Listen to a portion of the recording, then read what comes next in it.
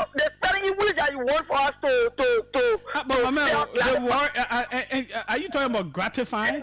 No, I never said gratify. Okay. I never said gratify. I said clarify. Oh, gladify. Okay, so yes. So spelling now. So know your own.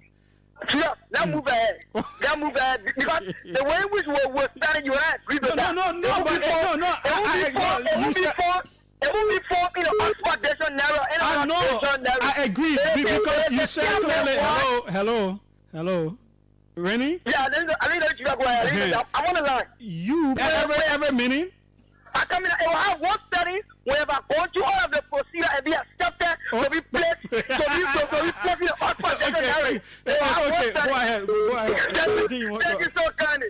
Thanks so kindly, and we are. We can do that. Thank you so kindly. Thanks so kindly, and we are gratified to have you.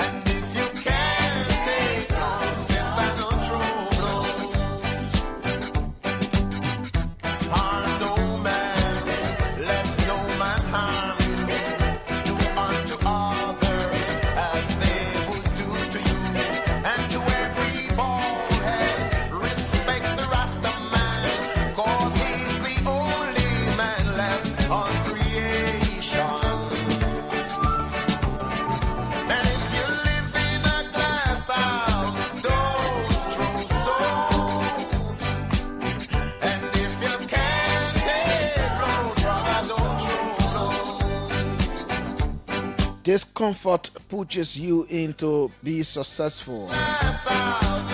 Success enables you to be comfortable. Don't get too comfortable and don't get too uncomfortable. When you are comfortable, remind yourself that you are risking complacency and take steps to counter that trend. When you are uncomfortable, let the discomfort motivate you to improve your situation. In the feeling of comfort, recognize the opportunity and necessity of taking on new challenges. In a state of discomfort, feel the energy of your desire as it compels you to take effective action. When taken to the extreme, both comfort and discomfort bring you to the same place. It is a place of apathy, despair, and inaction, and a place you never want to be. Instead, realize when you are headed too far, one way or another, and follow the appropriate response, which is to take positive action.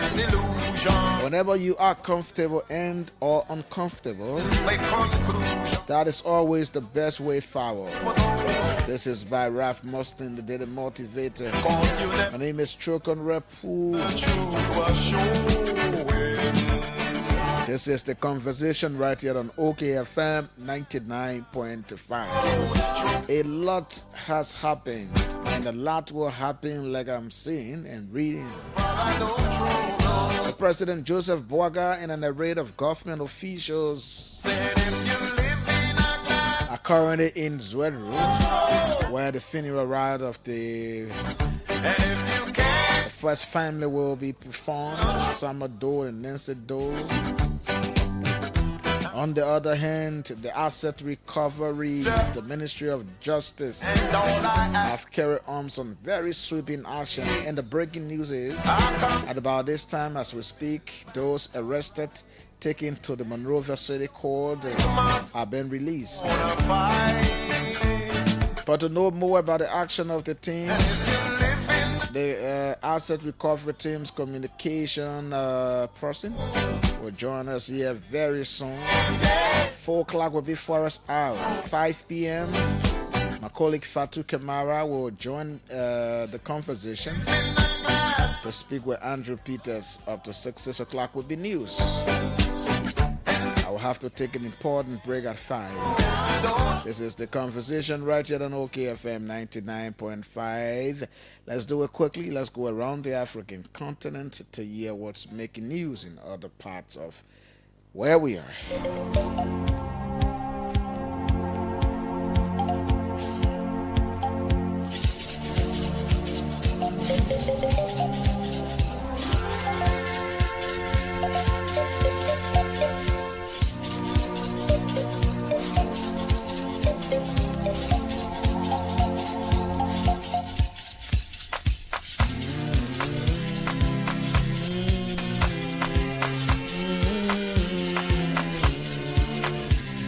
29 children who were taking their school exams in Central African Republic have been killed in the crutch after the nearby explosion caused panic, a hospital doctor told the BBC. The blast on the second day of the high school finals on Wednesday occurred at an electricity transformer, said Abel Asiyi from the Bangu Community Hospital.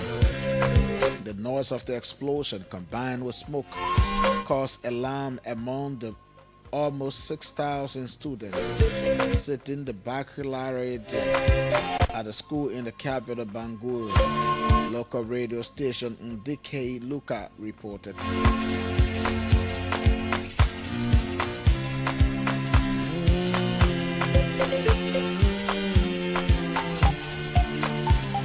Kenya's interior minister has denied that the police used excessive force during Wednesday's protest in which at least 10 people were killed, describing them as terrorists in disguise, anti-Semitic, and an unconstitutional attempt to change the government.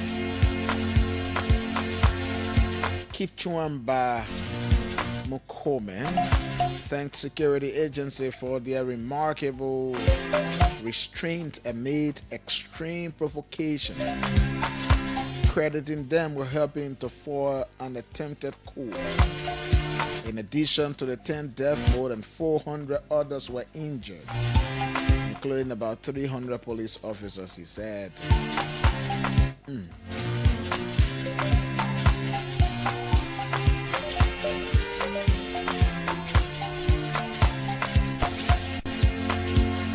Asik Choroma Bakri, a permanent minister and longtime ally of President Paul Biya, has quit Cameroon's government in the hope of ending 92-year-old Biya's 4-decade grip on power in the upcoming election.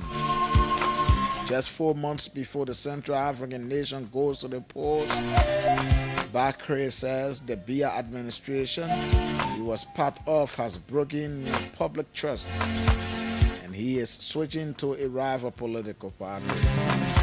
A country cannot exist in the service of one man, he said on Wednesday. What you got to know?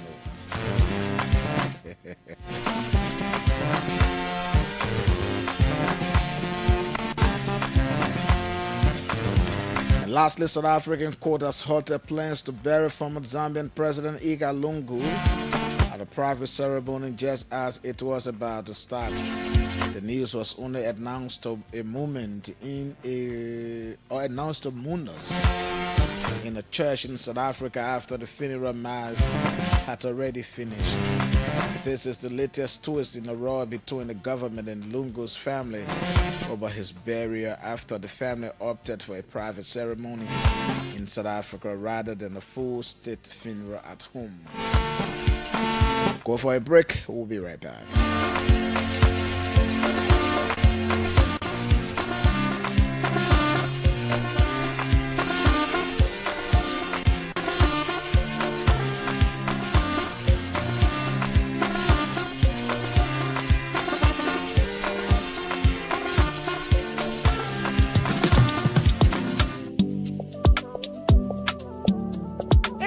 rushing? Why you rushing to so? You, Judy, don't give me hard time, man. I'm going to the bank to get my cash because the bank was soon close. You can use the ATM? My ATM card expired ever since. My man, you don't need ATM card. Just use the mobile app and generate an e-token. All you have to do is to just log on the app, you click on Express Cash. Then you select ATM. From there now you select Generate e-token. Then you select the account you want the money to come from. From there you select the currency that you want. If they're Liberian dollars or US dollars. Then you put in the amount that you want, whether $10 or $20, you put it in and you generate your e-token. It's simple, like 8 numbers that will come to you. When you get that number, just go to any ATM there. All you have to do is to just select the C Express Cash on the ATM now. The place where you're supposed to put your ATM pin, that way you pull that 8 number. Then it will ask you for the amount. That money where you generated, that money will come or the ATM will pay you. So simple. Echo Binance for me again. Oh. I will always make use of the Express service big time. Echo Bank, the Pan-African Bank.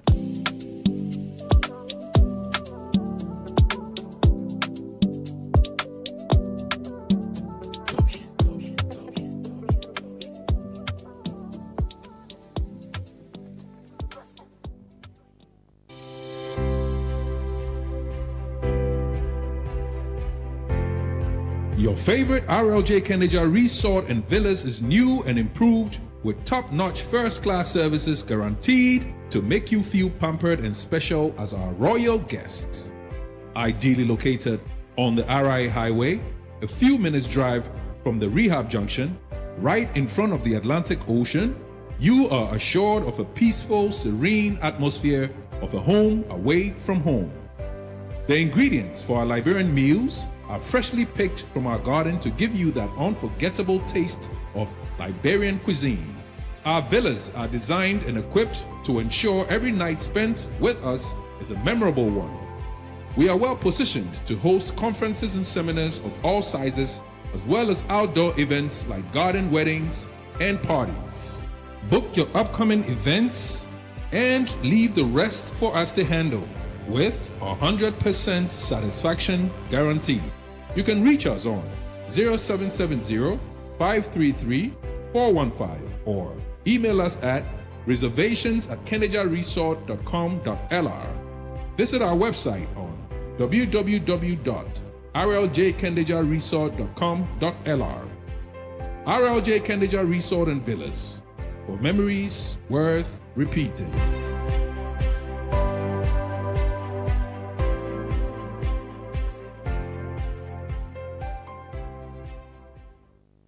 Are you a driver?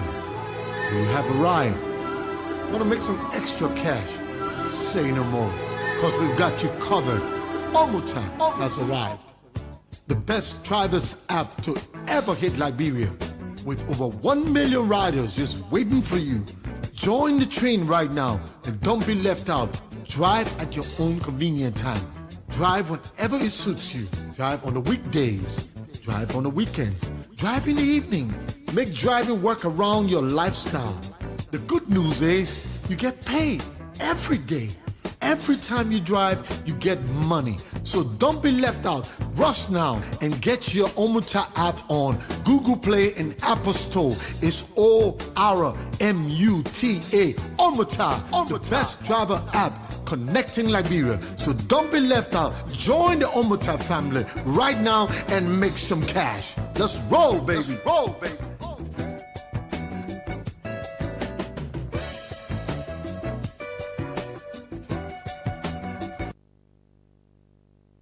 Thank you. Welcome back. Welcome back to the program.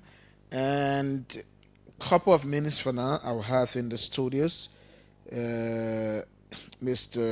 Joseph Daniels. Joseph Daniels is the public relations head at the Asset Recovery and Property Retrieval Task Force, and they just issued a statement. I'll read out that statement, and then Joseph and I will have conversation on what happened today. But let me read out this communication. And this communication is addressed to the National Commission on Higher Education. And it comes from a Liberian educator It says, James N. Flomo Kelling, PhD student, Educational Policy and Leadership, with emphasis in higher education administration. The chairperson of the National Commission on Higher Education, Monrovia, Liberia, subject appeal for urgent and inclusive student protection amid institutional suspension. Dear Madam Sir, I write with deep concern in a sense of duty regarding the recent announcement by the National Commission on Higher Education suspending 22 institutions of higher learning in Liberia and placing others under a one-year ultimatum. While the intention to uphold academic integrity is commendable, the consequences of these actions, if not comprehensively addressed, risks harming the very people our educational system exists to serve, the students.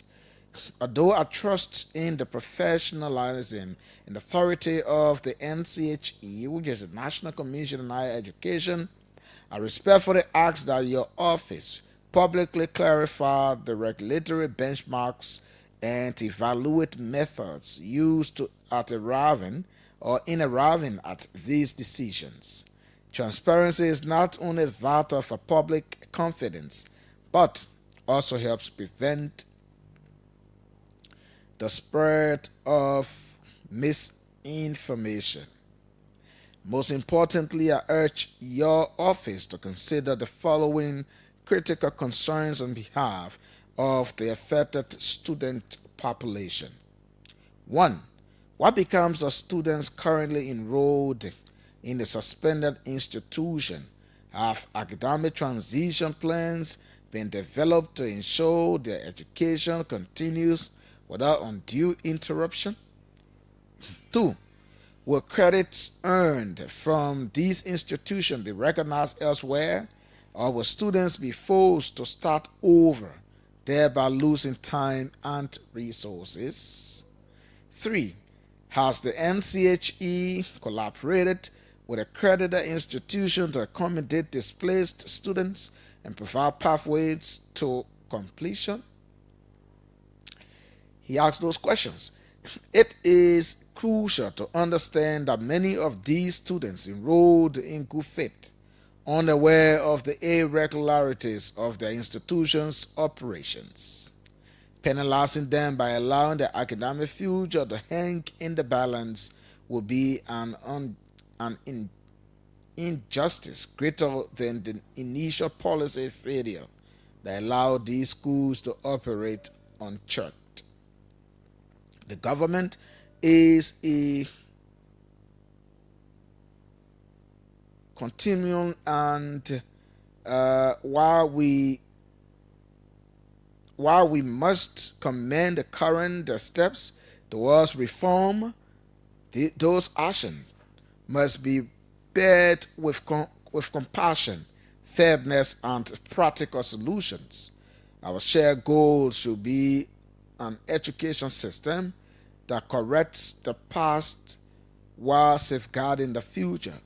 I respectfully call upon the NCHE to release a public roadmap detailing student protection measures, credit transfer protocols, and alternative education plans. This will go a long way in restoring trust and ensuring that justice is not just done, but is seen to be done. With warm regards, sincerely, James M. Flomo Kelly, PhD student, he said. And I think it makes a lot of sense, the questions he asked, and some of the things he wants to know make a lot of sense. And we hope the Ministry of, did I say the ministry? We hope the commission will give it an attention, because those questions are relevant. If you are saying that these people are operating illegally and you are closing them down, They are innocent students who went to these schools without knowing that these problems were there. What becomes of those students? Nice question.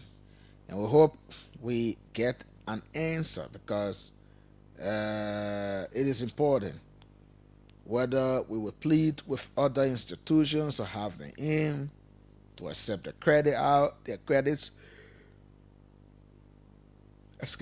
to accept their credits, and so on and so forth. So it's a good thing, and it is important that those questions, we answer them. In another development, and Joseph is going to join us in a moment for now, about 3:30, so we got a few minutes. Joseph will join us.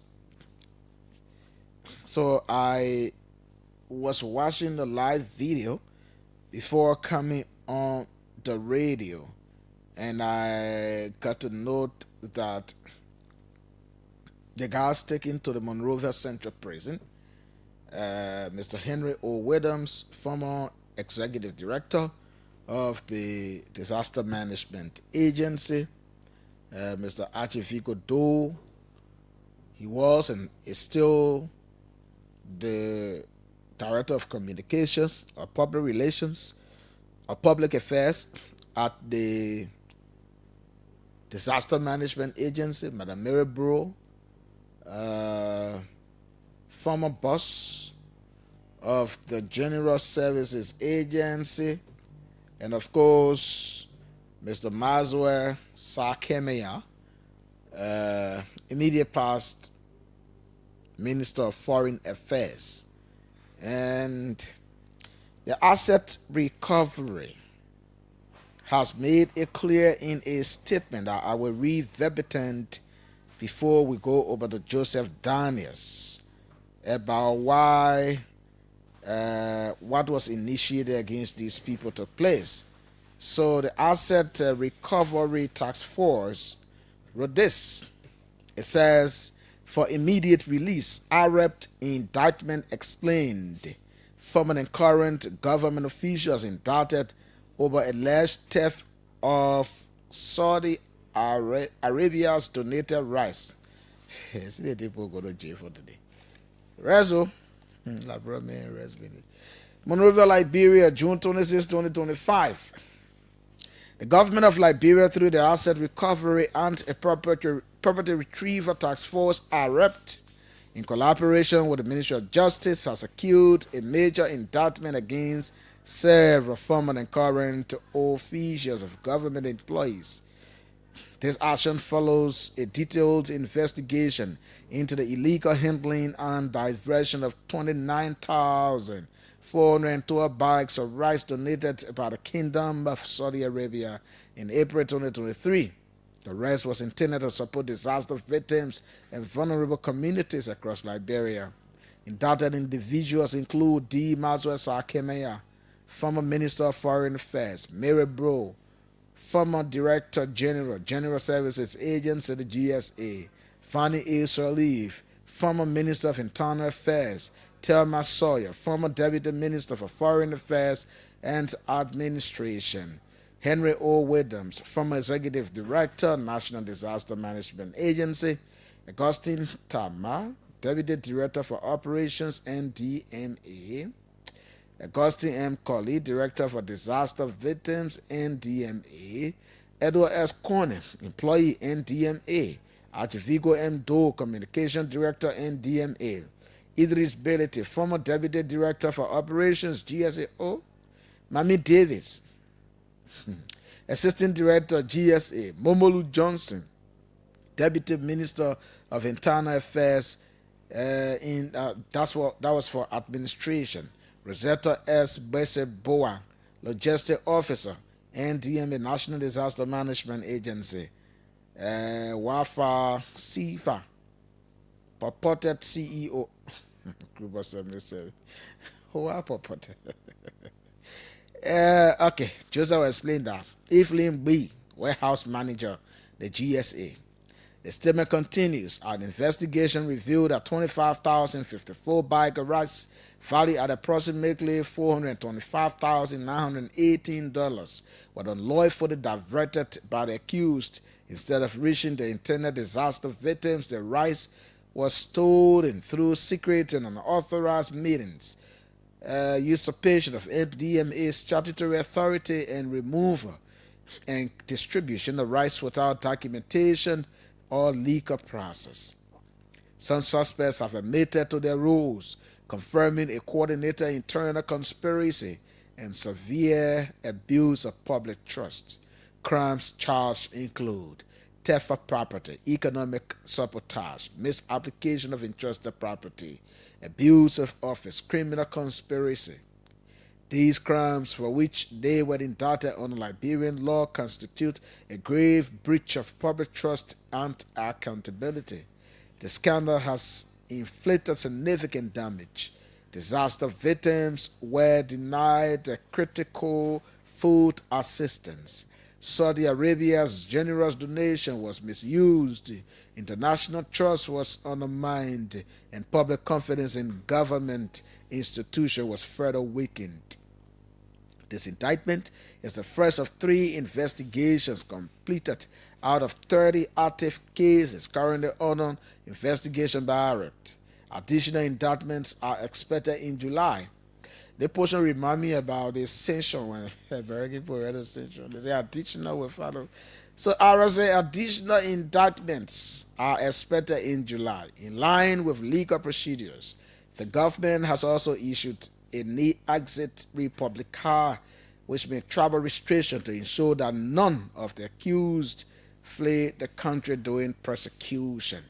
Under the leadership of Councillor Edwin Clark Martin, Wrepue reaffirms its commitment to investigating, recovering, and prosecuting all instances of public asset theft. This indictment sends a clear message that corruption will not go unpunished. The task force remains fully engaged with national and international partners to restore public trust and ensure that public resources serve the Liberian people. And the man who signed this statement is currently in my studios. It used to be his studios, but he's no longer here. So he's in my studios, and we will have a conversation with him. We ask him the basic questions. We take a few calls, and then Forest Hour will come on later at 4 o'clock. Joseph, it's a pleasure having you. Welcome, and thanks for coming. Thank you, Trokon. It is good to be back for the first time since leaving. Sometimes. How does it feel transitioning? I've not transitioned from media before to different things. So it is something. I asked firstly the same question, and then you're here today. We are still adapting. For me, I'm still adapting. To the new role, trying to fit in.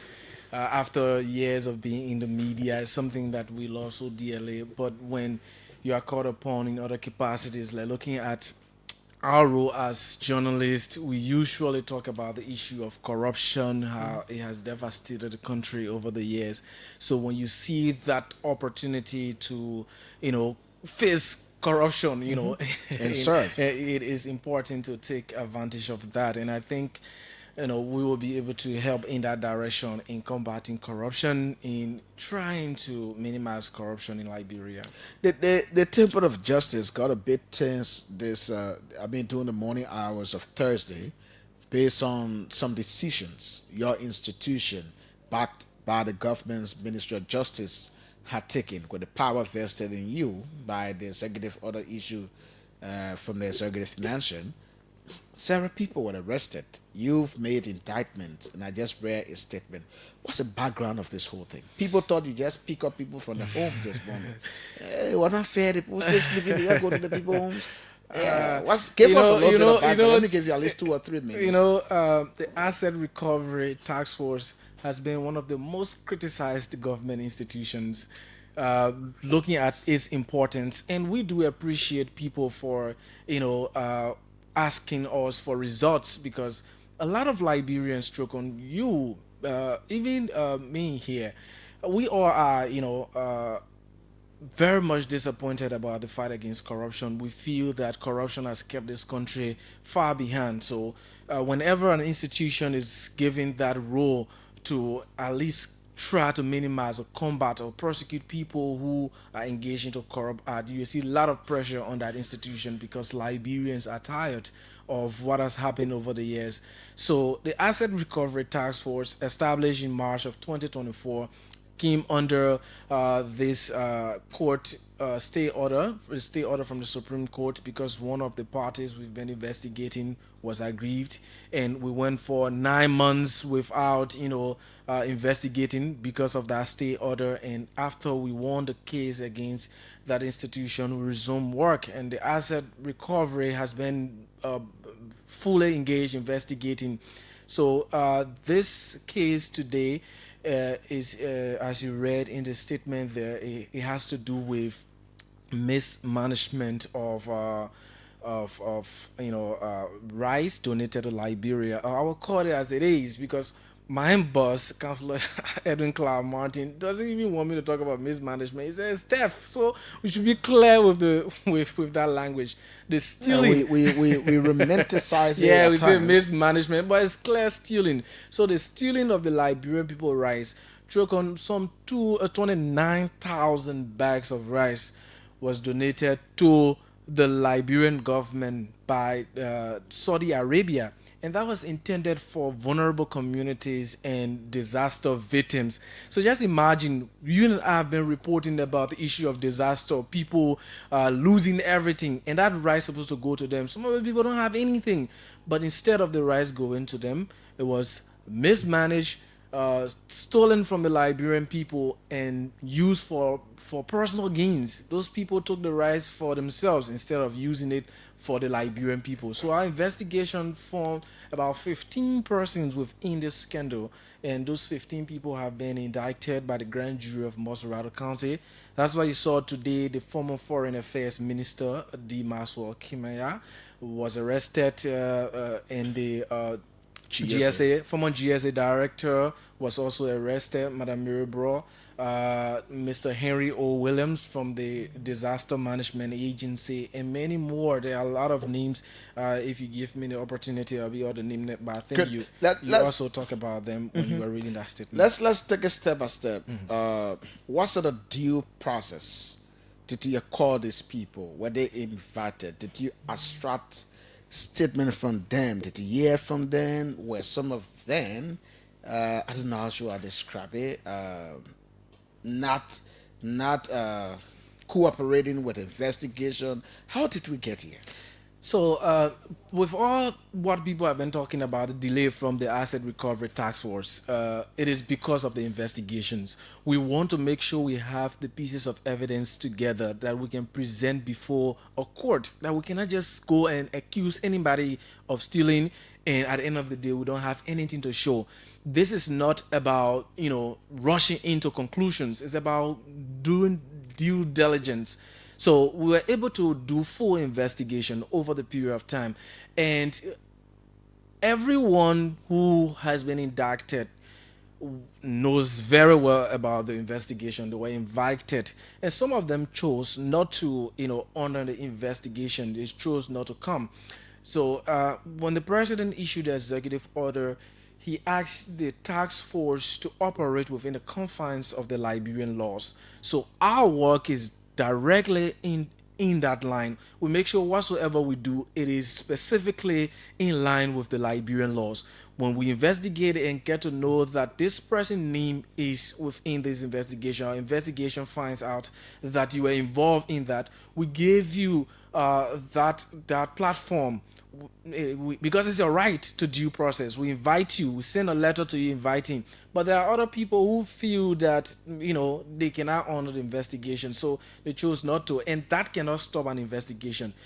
Invitation clearly shows that we want to hear your side. What do you make of this investigation? That this is what we've gathered, this is what we are saying.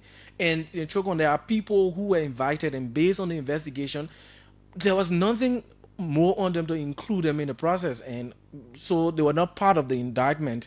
But those that were included, it is clearly because all our pieces of evidence point to those people that they were part of this particular, syndicate that stole the Liberian people rice. What step do you take if somebody is, I don't know, for lack of better word, recalcitrant, they don't want to cooperate with your investigation? What do you do? So I would say exactly what the chairman said today at Mika.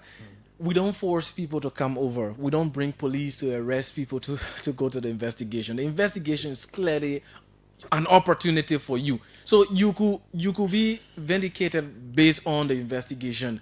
So if you refuse to come and we have the evidence against you, we go through the investigation. When concluded, you are indicted and taken to court, and you will be arrested. As you saw today, there are people who were arrested who refused to come for the investigation. So that's what we do. We don't run after people. We don't go to the court asking them to force you to come to us.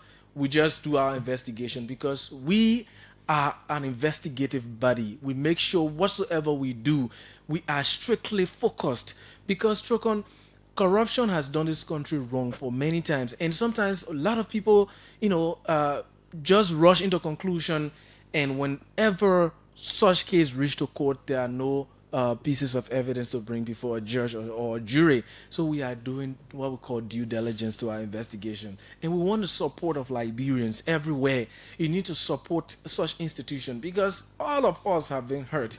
And one thing I know about corruption is people can only be angry when it is not their person. If you don't know the person, or maybe the person is on the other side, but as long as it is someone that you know, is begin to put on that mindset that maybe they are going after a particular group of people, and it is nothing like that. What we are doing is strictly based on evidence gathering. Where the evidence points to is where we go. As I told you earlier, there were people who were invited, but we didn't include them in the indictment. That's because I've listened to a lot of them call on the radio and explain to Clarence how the process was like. They've gone there, they were asked questions, they presented documents, and you told them they were clear. And do you sometimes, or do you have the authority to settle with me, for example? If I come to the Asset Recovery Task Force and admit that the rim or sheet I'm supposed to use were 3, but I use 6, and I cannot account for the bottom 3, but I am able to do a payment plan so the government restitute what I used. Do you have that authority? Do we go into those kind of negotiations? So the investigators, the team decides what specifically to do. In that, I don't have the information currently as to whether we do settlement. I've not seen anything of such, but we prosecute to retrieve. When we have the evidence, we carry it to court, and we make sure, because one thing that we're also looking at trying to set precedents, Trokon, we want to expose people who have been engaged into acts of corruption, so that government officials who are sitting now, when they begin to see people have been dragged to court, people have been incarcerated at the Monrovia Central Prison, you in government, you have to put yourself together and know that this could be me tomorrow, because I think that corruption continues to thrive in our society, continue to grow in our society, because people are going with our prosecution. The culture of impunity continue to be nurtured from one administration to another. So we're trying to break that kind of culture, that when people do something, they should be punished. They should face the weight of the law. You should give account of your stewardship as a leader. Being appointed as someone in government, it doesn't give you the right. Imagine, Trokon, poor people who are suffering, people who lost their homes, who lost everything. You're supposed to give them rice for their benefit, at least to keep them up. But you took that, for yourself. How can you be so wicked to your own people? And those are people who can afford for themselves. Do you stand ready? Are you prepared? I mean, as these proceedings will be ongoing, because to found these people guilty, to restitute what you fight for, is that you must have solid evidence to present before any court of competent jurisdiction that will be overseeing these proceedings. Is it not going to be the same Liberian way where we go, they come in, get no evidence, and the people walk out? Are you prepared? Trokon, we are going to this with a very, very professional and qualified team of lawyers. Okay. So we make sure that's why the investigation has also taken long. But one thing that we also look at every judicial process is within the court. So we will do our best as the Asset Recovery Task Force to provide the best evidence to ensure that those who are accused are found guilty based on our evidence, but also the determination is left with the court. Okay, great. Before we take a few calls and hear from Liberians, without going in depth, because I know you're investigating, you keep certain things confidential, that confidentiality clause is there. Are you investigating other matters? Are there other cases before you? We have more than 25 cases under investigation, Trokon. More than 25 cases are currently under investigation. Out of that number I just scored to you, we have about 3 cases that we have totally concluded an investigation. 3. So this is just the first indictment of 3 cases that we have concluded investigation. So the chairperson was also speaking today at Mika. He made mention that by July we start to see other indictments. By independent money now, don't come. By July we start seeing other indictments as well. And beside that, out of the number we're talking about, we have also earmarked about 30 suspicious properties. Now, properties acquired from stolen government funds. At home and abroad, or just at home? Our investigation covers everywhere. Okay. Liberia, out of Liberia. We also have engagement with international partners. We also identify assets within the UK that belongs to Liberia, and we are working in recovering and repatriating that to Liberia as well. Okay. So we have a lot that we are doing. This is just the tip of the iceberg, and we'll make sure that you see more to come in the coming days and months. The tip of the iceberg, more will come in July. Joseph Daniels, Public Relations Director at Wrepue. He's here in my studios. It used to be our studios, but it's mine because he's no longer here. So we take few calls. If you have questions, you can ask. Let's hear you. Hello? Yeah, hello, Trokon. Are you talking to the phone far from you, so you put the phone down, you're doing something else? So, sorry, sir. I'm Isaac, 40 from Pongoda Island. Isaac, let's hear you. Yeah, brother, thank you for the show. I think the show that I'm very happy with the information that comes out. But something I really want to know, the safety compound. The safety compound, very one is very smart, but safety compound. Oh, remember that one part of our discussion? We need your correction. I know correction bureau people. Hello? Yeah, how you doing with OK family and the cases? Yeah, let's hear you.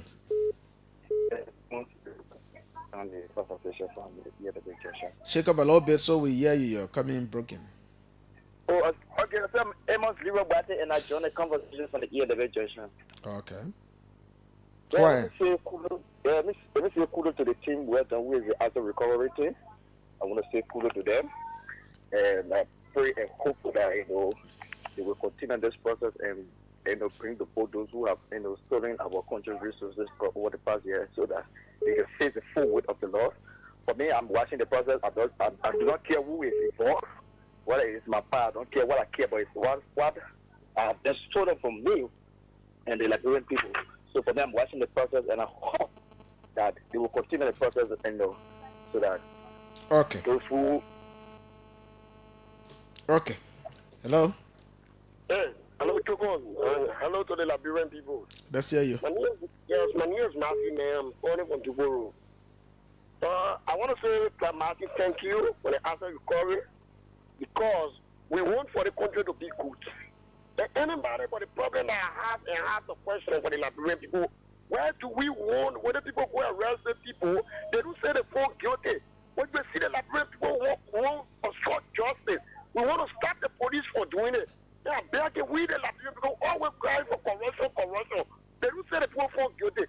Please go to the court, give the officer the chance to get the people that accuse me in my community. But they may not come into me.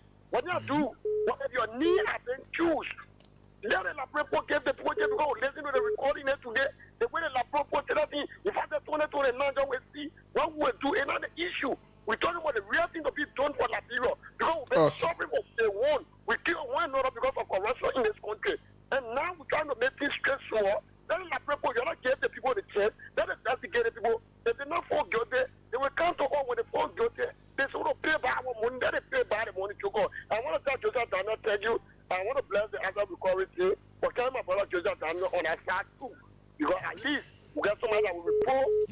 You know, fears are the talking for here. You can't say you want to tell anything. When I see you, man, I thought you can make talk good and report it out, man. You can't say you tell anything. Hello? Yeah, let's hear you. After you take the last, then Joseph have time to respond. Good evening, Trokon. Yes, sir. This is Isaac who's in first week of son of KOK. I'm joining you from down slow, Sleway. Okay. Well.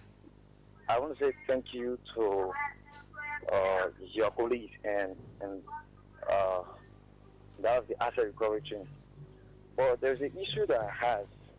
A former member, I should say a former member or a member of the Mountain College who was once a member of the asset recovery team. There is this allegation about money frauding, mismanagement of money. Let's talk about this indictment, my friend. Hello? Hello? Yeah, let's hear you. Thank you. My name is Paul N. Cooper. I call from District 18. Mm-hmm. Look, I want to appreciate the asset recovery team, and I want to appreciate Joseph Daniel for his extensive selection. Look, Joseph, you go ahead. We are with you guys. We support you guys. Some of us, we are very poor and we don't have food to eat. So you can have other countries trying to help us, and you already got people who already got money, still stealing from us. So you have to deal with that according to the law. Thank you. Very last person. Hello? Thank you. Thank you so kindly. Good afternoon. Good afternoon, sir. Yeah, my name is Hussein. I'm Hussein Kew. I call from Jefferson District 2. So I listen to Trokon. Trokon, let me say thank you. You listen to Joseph or you listen to me? Joseph, yes, sorry, Joseph Daniel. Yeah, Joseph, thank you for your service to country. But I'm a bit worried about your safety. I hope the assets recovery will provide you personal security. Because you doing the media program for them, and you'll be on all of the platform. I listen to you on CMS's show, and now you're on OK. So you need protection because our brother will not know that you are serving your country, but rather when they listen to you on radio, they say, oh, that's all of them. So I'm just thinking about your safety there, but keep it cool, serve your country well. Thank you. That's a good one. Joseph, your safety. Thank you very much. You want to discuss your safety opening? No. Thanks for the concern, but I'm safe. Thanks for the concern. I appreciate that a lot. And thanks to all of you who called.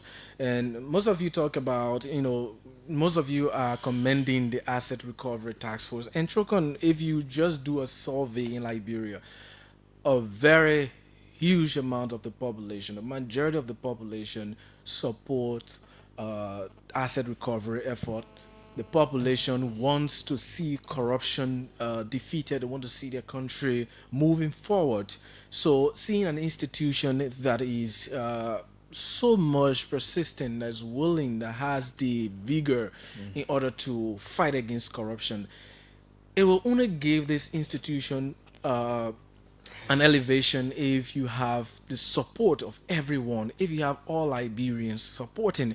I was watching some live videos today, but I know it hurts to see your family, your relative, or someone who has supported you before being accused of corruption or being taken to the prison. But as somebody stressed here, that we should give the law a chance. Let us test the law. It is not something that you are being arrested and just thrown into prison. I saw someone writing on Facebook saying that, oh, there was no investigation.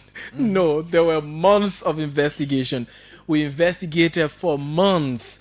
And let me also inform Liberians that the delay we had in coming up with findings of these investigations, it was because we want to do the right thing.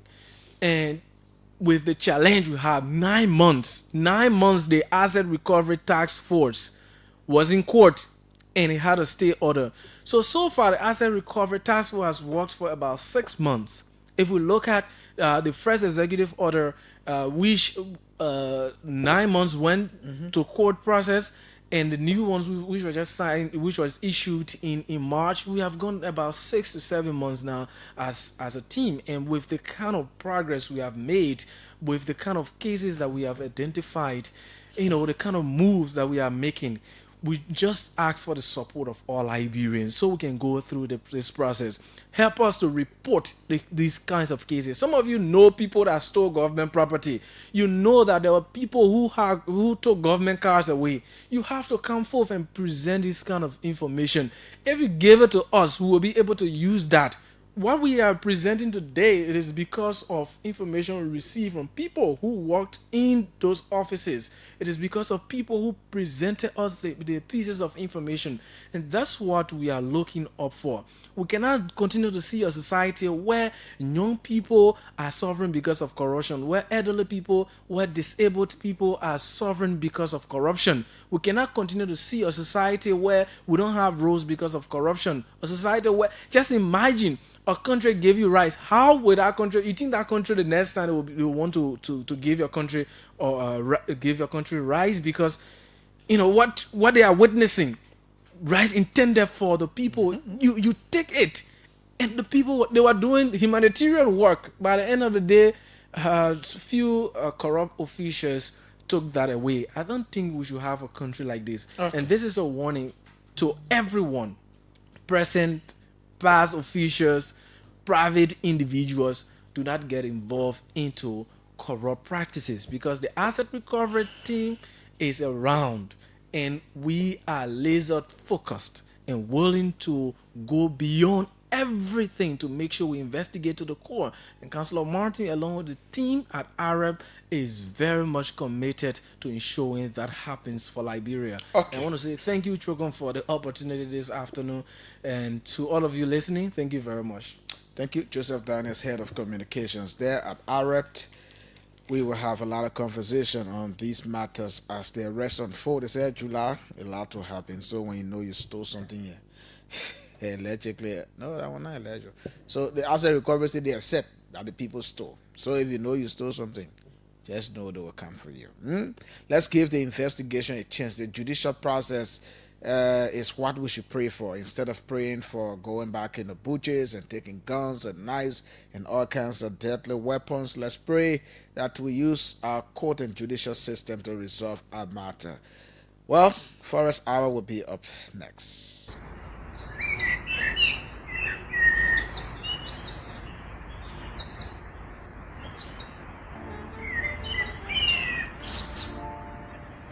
To ensure forest communities engage, monitor, and advocate for their just benefits, the Liberia Forest Media Watch, a group of investigative journalists working to promote transparency and accountability in forest governance, presents the Forest Hours. The Forest Hours is intended